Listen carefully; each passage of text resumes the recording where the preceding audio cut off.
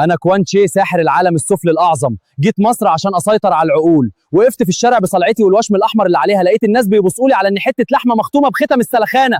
مشيت ارعبهم بوشي الابيض اللي زي الكفن. ست كبيره شافتني شهيت وقالت لي يا عيني عليك يا ابني، انت واقع في شكاره جبس ولا عندك انيميا؟ خد صباع الموز ده يرم عظمك. الساحر الاعظم بقى بياكل موز في الشارع. طلعت الطلاسم الخضراء المشقه من ايدي عشان احرقهم. شويه شباب في فرح افتكروني جاي اجاملهم ومعايا قنابل دكان ملونه، بقوا يلفوا حواليا ويرقصوا كمان، عاوزين يخلوني اشكل معاهم.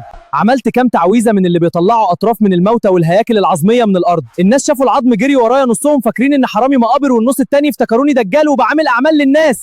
ركبت ميكروباص وحاولت اسيطر على دماغ السواق بالسحر عشان يوديني المقطم. دخلت جوه دماغه لقيتها زحمه، كمبيالات وجمعيات وسط الميكروباص. دماغي لفت فصعب عليا ولميت له الاجره. الميكروباص اتنيل دخل على كمين شرطه. الضابط ساب كل اللي راكبين وقفشني انا وقال القرع اللي عينيه حمرا وعميان من شرب المخدرات ده ينزل. على اخر الزمان الساحر الاعظم اتاخد تحري. انا عاوز ارجع مورتال كومبات. هناك انا بلم ارواح المقاتلين، اما هنا انا بقيت حرامي مقابر ودجال ومختوم على دماغي بختم السلخانه. انا كرامتي اتدفنت في مقابر البساتين يا جدعان.